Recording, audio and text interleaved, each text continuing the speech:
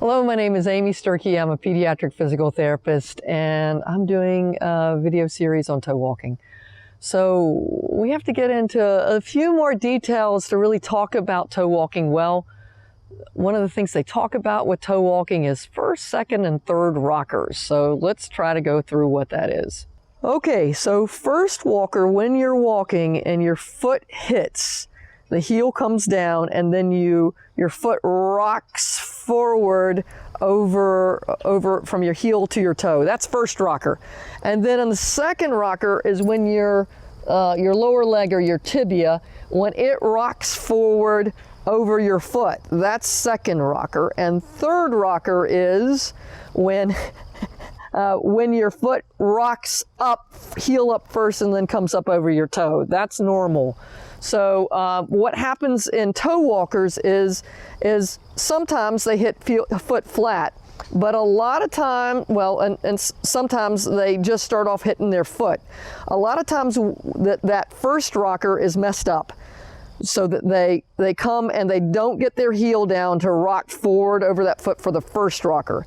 The second rocker is also messed up, so once they get their foot down, they have trouble letting their tibia or lower leg rock forward over their foot, and then they go up on their toes too soon. So usually it's late in that stance phase that your heel comes up. They'll pop up much too soon when they're toe walking. So those are the three rockers, and what happens sometimes in the first rocker your heel doesn't go down, and the second rocker your tibia doesn't go forward over your foot well, and in the third rocker your heel comes up way too soon. So there are three types of levels or types of toe walking, from mild, moderate to severe, and I'm going to do my best to imitate each one of those. Good luck to me. Okay, so the first type is type 1 or mild toe walking. These people tend to lean forward when they walk. They tend to walk kind of fast. They can be cued for their heels to go down, and they still have good range of motion. Okay, so the next type is the moderate level or the level 2 toe walking, and these people, when they walk, they might occasionally get a heel strike, but they're more likely to get a foot down flat if they get down a foot down at all. They tend to have their foot roll in more, and if you remember when we talked about last week on the walking, that first rocker where your heel goes down first and then your foot goes down when you're walking, heel first and then goes to toe, that's not good. And then the last rocker where your heel comes up and then your toe comes up, that heel comes up too soon during the gait pattern. So I'll give you my not very good imitation of this one.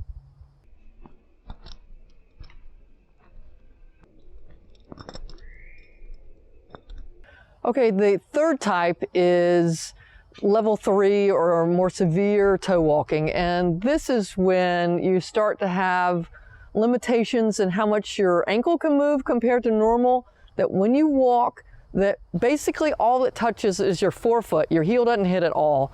That you have too much calf muscle activation all the way through gait. When your foot is, you're standing on your foot, when you're swinging your leg through the stance or the swing phases of gait, both times basically your toe is pointed for all pieces of that. You tend to have your foot roll in significantly when you do this as well. So I'm going to do my very best imitation of this.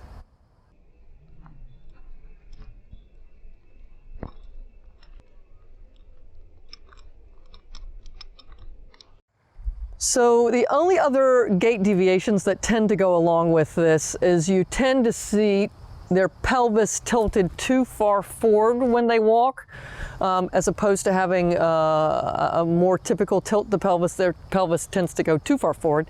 At their knees, they tend to back knee a lot. So in normal gait, your knee is aligned straight and it doesn't go back too far. And then the other thing is you tend to see is the feet either from the lower leg, it's called external tibial torsion, you tend to get that turning out, or the foot goes out as they walk, so it's out toeing or external tibial torsion. So those are the kind of things that you can see as well with toe walking. So I hope these were helpful for you to think about the different levels of severity of toe walking, and help you as you think about your child and where your child might fall in the spectrum. And we'll talk in future videos on treatment ideas of how to address these issues. Thanks a lot. Bye-bye. If you liked this video and would like to be notified by email when the next video comes out, click the subscribe button here and click the golden bell icon and ensure notifications are enabled on your account.